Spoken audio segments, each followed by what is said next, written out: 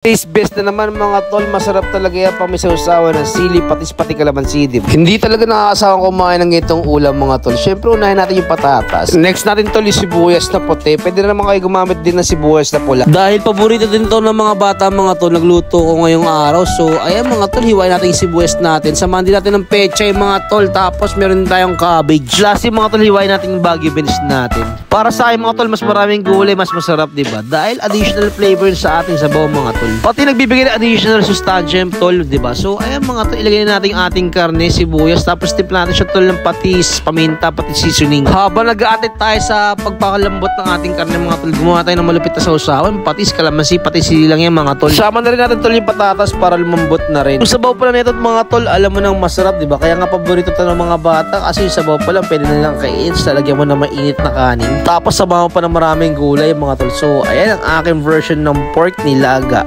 Napakadali na lutuin ito mga tol. Pakukulan mo lang lahat ng ingredients, diba? So, ayan mga tol, plating time na tayo dito. Syempre tol, masarap talaga yan. Meron tayong partner na white rice, diba? So, ayan mga tol, kakain na naman tayo. Sakusawan pa ng patis, sili, pati kalamansi, diba? So, ayun guys, thank you for watching. Peace out.